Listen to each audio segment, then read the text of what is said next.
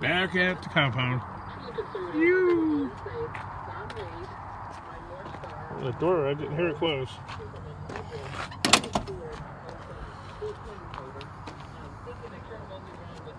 This old rattle trap.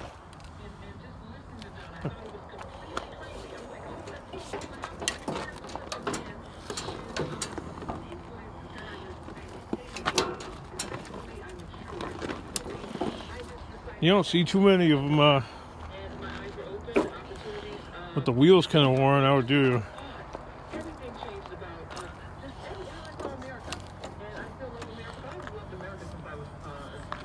I don't know. Motor seems. Yeah, the starter's engaged, huh? Who knows what's wrong with it? I think it's missing a carburetor and a gas tank.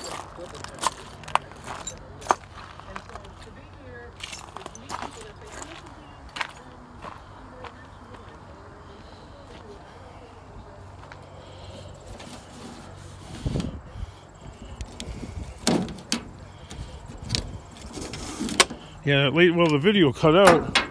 I guess that lady she had all this crap.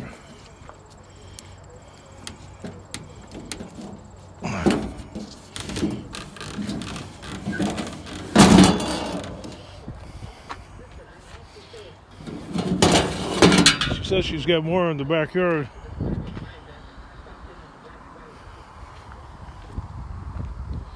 Maybe I should move my pickup truck more over here.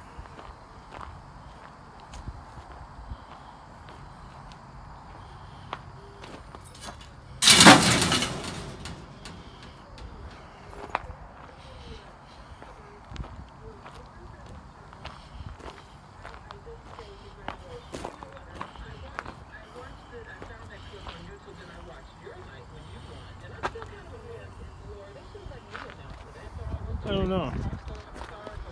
I don't know what to make of it anymore.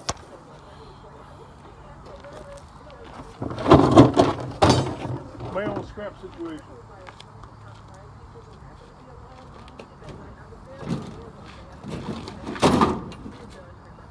It's not producing the needed income.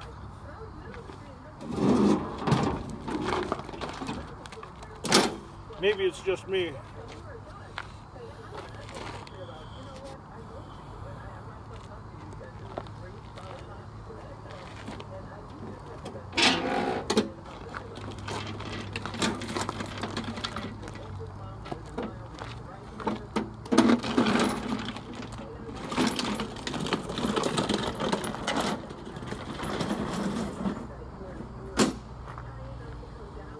Being the fact that I scrap everything, right?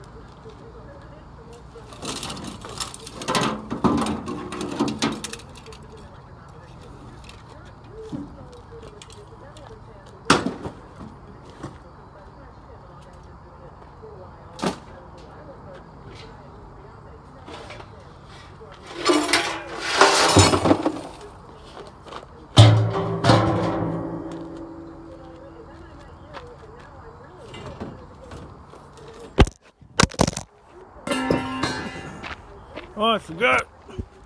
It's a little bit windy out. It's just enough windy out to knock it over. I mean, the wind is moving at what, like a mile an hour right here? Not even?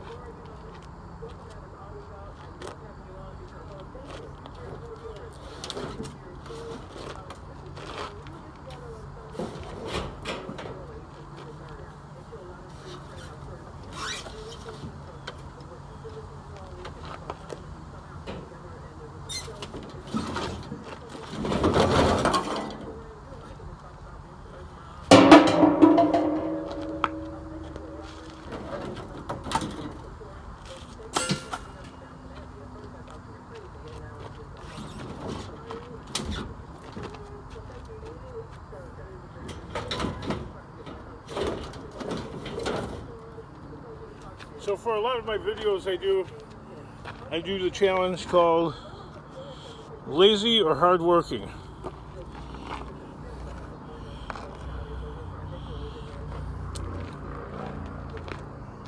I don't know know what I am.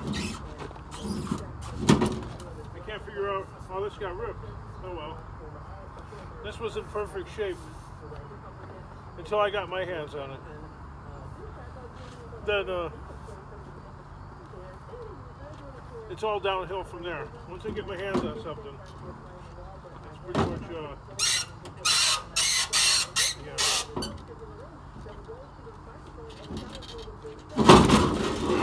Coming down like a ton of bricks.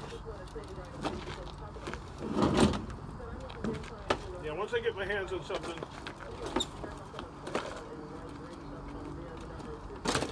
oh wow, I broke it too in the front a little bit. All cracked there. Just getting it ready for the scrapyard, you know, junkyard mentality.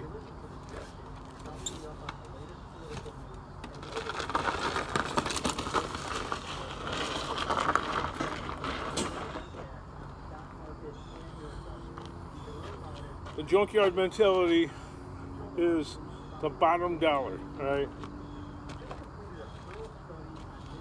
The absolute bottom dollar.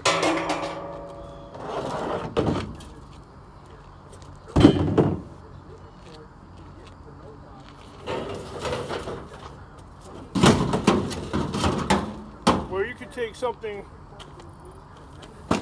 that is perfectly good and wreck it in seconds.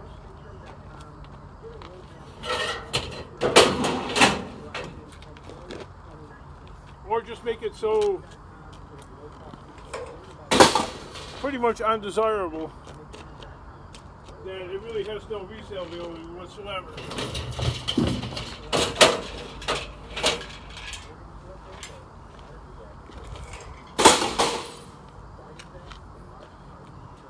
And that does not help move me forward, really.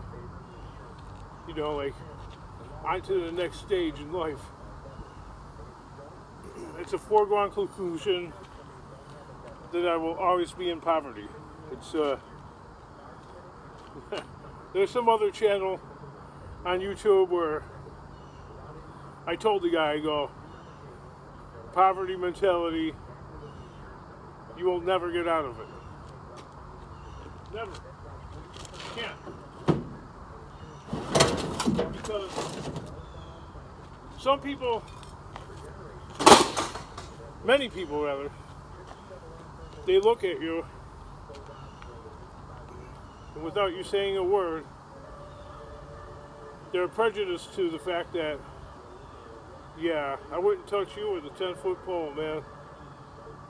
Get away. They don't say that. They just open up the rule book and they tell you, no, we can't do that for you. Or, sorry, sir, we can't. Or, no, we don't have any more. Yeah, they do, okay? They're not going to help you. They don't want to because somebody that they've already made up their mind about, you're too much trouble for, and they just don't want to do anything with you. Like, stay away. So they make it inconvenient.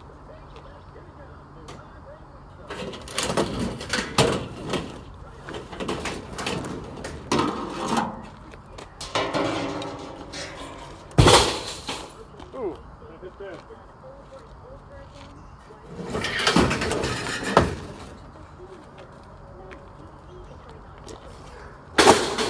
So I think,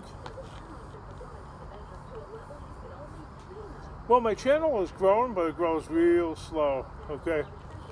And I think the reason why it grows real slow is because, like other channels, not only are they entertaining, but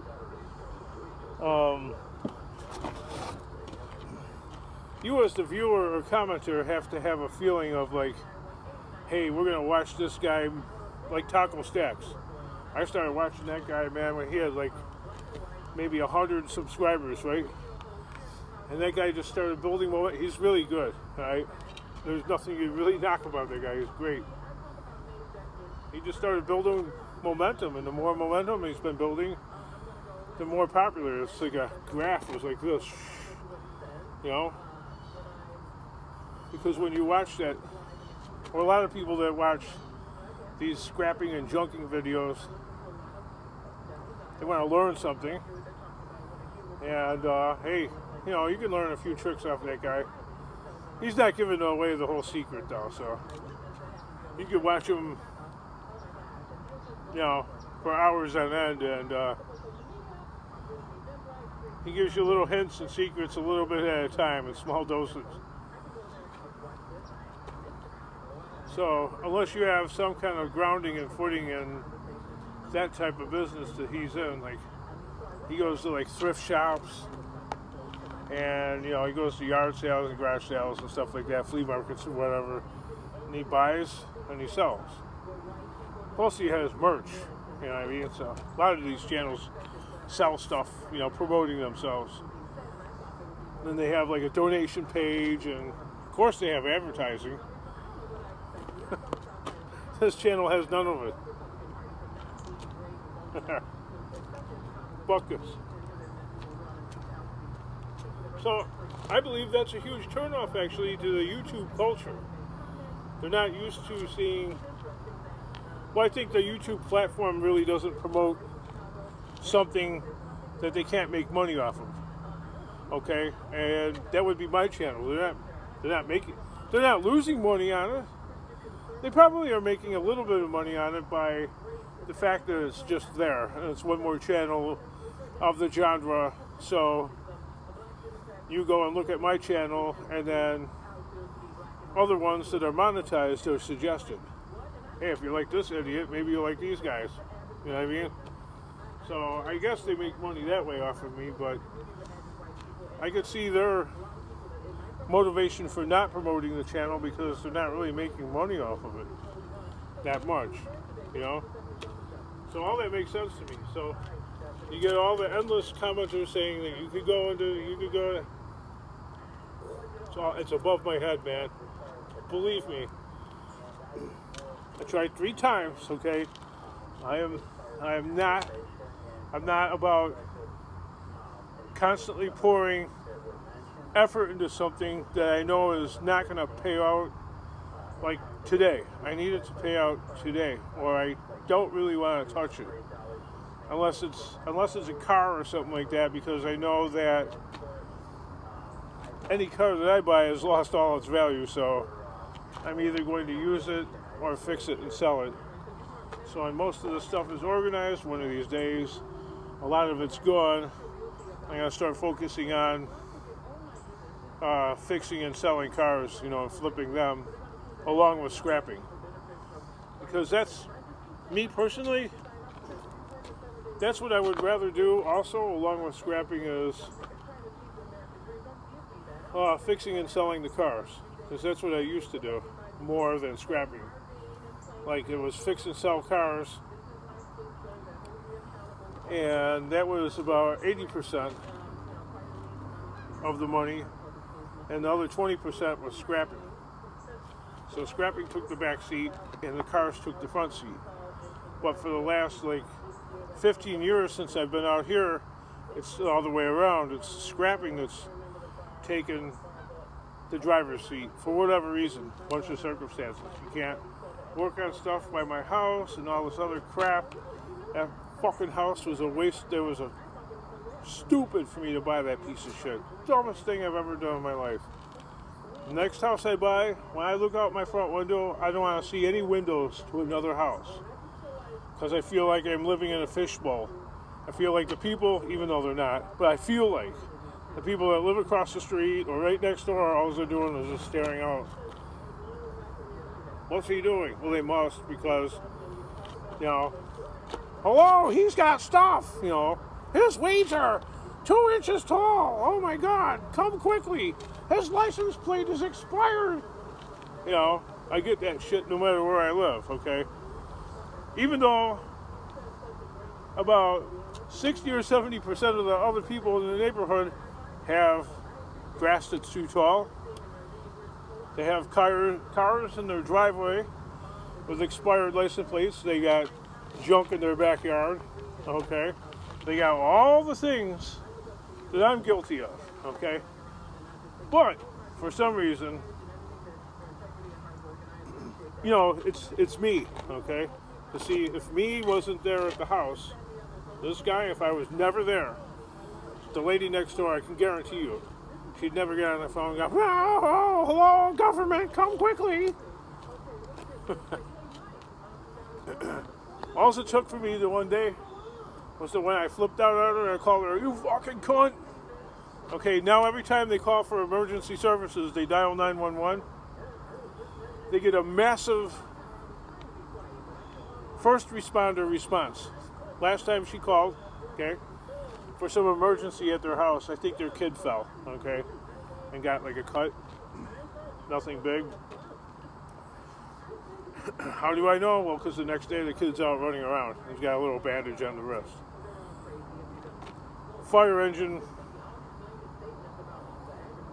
ambulance with 5 paramedics, 3 sheriff squad cars with 4 uniformed officers. That, okay, if I called for 911, and I've done it before when the wife's car got stolen, 1 officer showed up about 25 minutes later. Okay. That's because these people next door are the pillars of the community. They run the water commission because we're on a well system, okay, and it's sort of like I'm telling my wife, I go, you know what? There is an association to our neighborhood, and it's the water commission, and these people head the water commission because they take votes, and then there's people on board of directors and all this other stuff, and there's somebody appointed to read the meters and all this other garbage. So yeah, my point is, and I don't know how I got off on that, is if you're a pillar of the community, everybody looks up to you, okay? But if you're a piece of shit scrapper, you get pissed on. All right? Well, I'm not crying. I don't care. Long ago, I've learned to accept my position in life, and that is the position of lifelong permanent poverty. I didn't make this up in my mind. I accept the fact that I will always live in poverty, because I'm not expecting, people are like, well, insanity is the definition of doing the same thing and expecting a different result. I don't expect a different result. If I keep doing the same thing, I expect the same thing to happen. I don't expect one day rainbows and unicorns because I found 2 pounds of extra scrap. I don't expect any of that. Not going to happen. I got it. I understand. I'm not going to win the lotto. I don't play the lotto. Okay? I don't gamble. It's a foregone conclusion that I will probably end up dying in poverty. Okay? Now, the key to happiness is either figuring out a way around it, if it's just so bad, or learning how to accept it. And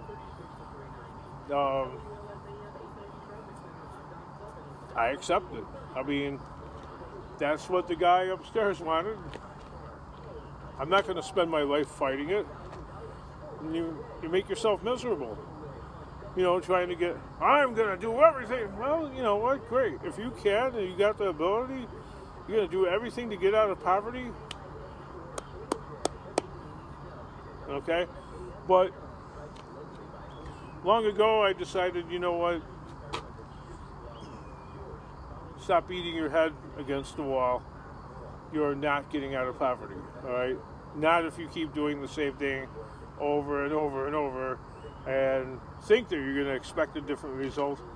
I don't expect a different result. If I go around driving around looking for scrap and I find scrap, I pretty much expect the same thing to happen tomorrow, okay? Turn the scrap in and get the bottom dollar, all right? Because I'm not really about reselling the stuff, because,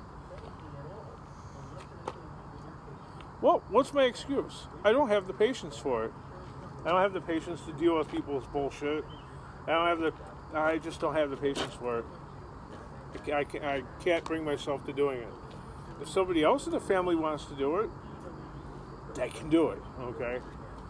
Me, I don't have the patience for it. Me, this is what I have the patience for. Okay, I find something, right? I find this can, it's on the side of the road, somebody goes, you can sell that for $300. Me, scrap, bottom dollar, $2. I'm done with it. I will never hear from that thing again, okay? I just got the $2. Am I really happy? I'd be more happy if I got $300 for it, sure. Okay? But you know what?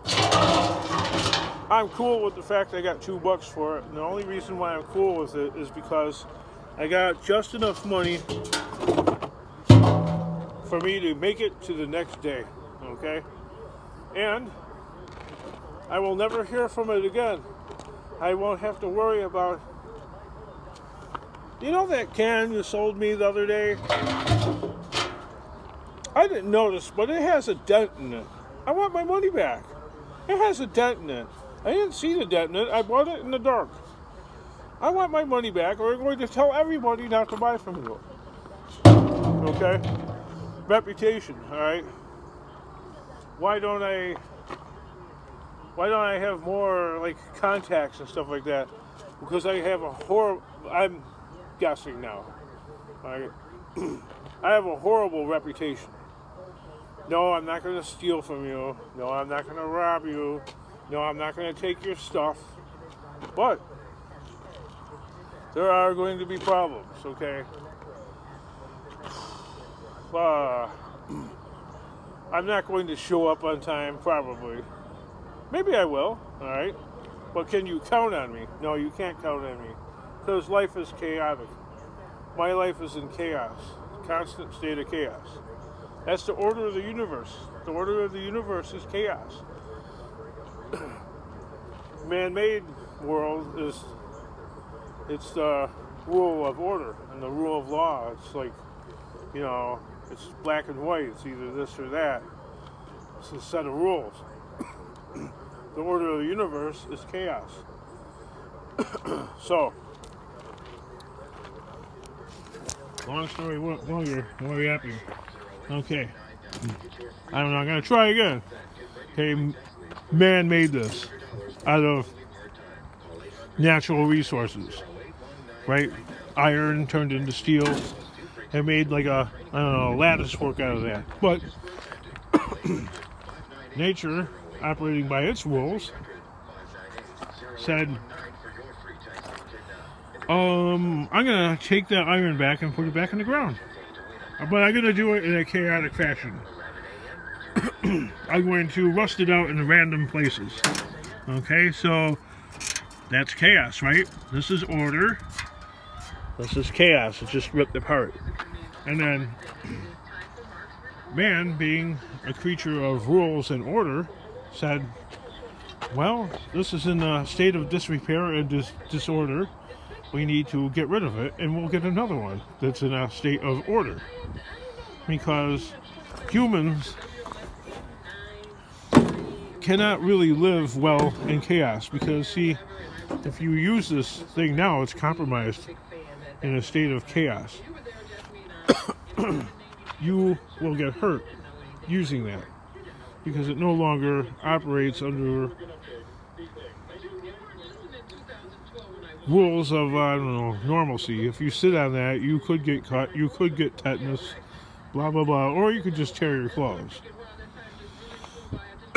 Sure, you could take it and hack it, you know what I mean? You could take a, probably a piece of wood or whatnot and still get some use out of it. Just put that on top of it, okay? But now it would be called, it would be ghetto fabulous. I was going to flip it over, but that would take too much effort. Where I get back into the story of, am I lazy or hardworking? Okay. I'm actually too lazy to flip it over for the video because I feel this is good enough.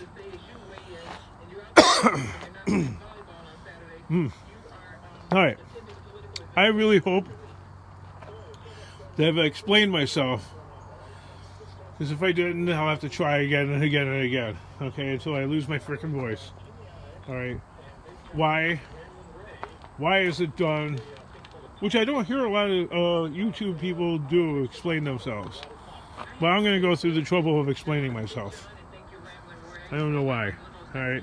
Probably because I get so many commenters claiming, you could do it this way, but there's a reason why I'm not. There's an actual, honest to goodness reason why I don't. And I don't think people like to accept that. I think most people find my reason is some sort of excuse, but what could the excuse be to not wanting to make more money? I mean, isn't that the goal? Make more money? I don't know. I guess with more money you could pay your bills that you're crying about. Yeah, I am crying about it. Well, then do something about it, Kingdom. But to me, okay, to me, that would be like people asking the oil companies to start building cars. They don't do that. That's not what they do. Could they do that? Probably could, actually, build engines maybe better than the car companies do, because they're the ones making the energy. They know the ingredients in the formula. They could probably engineer something better than the car companies. That's my claim, okay? But that's not the business they're in, okay? And then, how many people would buy a car that Shell built or that BP Amoco built? This is the new 2020 BP Amoco SUV. Nah. I think people would take a pass on it, or it would take so long for them to catch on that by that time the car companies would figure out what their gig was, and they'd sink their ship. That's my claim. I've been on the planet a long time. I think I know what I'm talking about. Not that everybody's suggestions are wasted saliva and explanations and stuff. Maybe somebody's got a better idea than I do. I just haven't figured out how it would apply to me and my lifestyle. Me and my lifestyle, it's about finding something and turning it into cash tomorrow, or even today. Okay, finding it and not turning it in for $5 or $15 or $30 like you've seen at the scrapyard, other people's receipts. But honestly, I need to make a couple $100 a day. I need to make $250 a day for things to be okay. That's what I need. I need an income of $250 a day. Not for things to be great. You wouldn't see rainbows and unicorns. You would just see things on the even keel. It would take $400 a day to make things better. And it would take about $1,000 a day to make things great, or what I consider great. Okay? I know me. I've been in this body all my life. I know what it would take. It would take $250 a day, every day, 7 days a week, to make things okay. Like, yeah, I'm surviving. We're doing all right. It's not, we're not doing great. We're getting by. $400 a day to actually make a difference, and $1,000 a day to make things great. I'm just being honest. But the level I'm at right now, no. This is the slow boat to China. I've been set back so many times. Like the last warehouse that I had, not the one across the street from here, but the one a little closer to my house. When I got kicked out of that set me back a whole year. I lost a whole year in life. Whole year. Because I got myself almost established there, and I had to tear it all down. Okay, that took a lot out of me. And then moving here, and then I had to move over here. That set me back about, I don't know, about 8 months actually. because I didn't. Okay, I'm glad I didn't put any more effort into that building than I did, because somebody with more money came along and moved me out, and I ended up here in a place that floods. I don't care. I mean, I do care, but I don't care. It's fine. As long as I'm here, this is good. Is this good enough?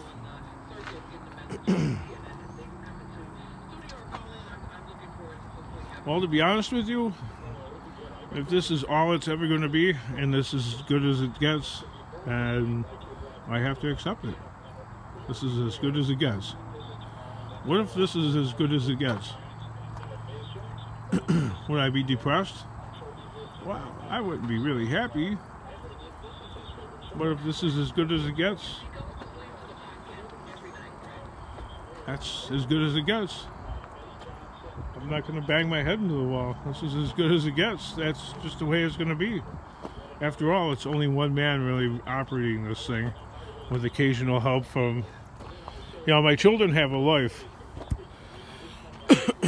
And I really, as a parent, I have no right to steal that from them.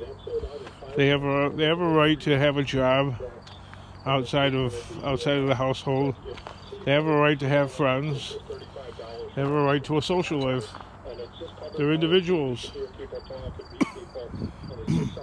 I have no right to steal that from them. The thing that I demand is, yes, for a living, I don't take money from them, okay? They don't have to pay money to live at home, okay? I don't want their money. I mean, if we end up getting into a big confrontation, I guess it would have to come to that. They'll have to pay to have somebody come to the house to do the services and chores that they won't do. I think that would be fair. But as far as paying to live in my house, no. There's nobody really benefiting from that. I'm taking their money. I think I'd rather have them do chores and help around here. Okay? Because that's what a family really is about. Helping each other out. And not me taking something from them. That's not cool. I never could figure out parents that did that shit. I'm charging you rent to live here. Really? I don't know. If my parents tried that on me, I'd live in my car. I swear to God, I would just, okay. You're charging what?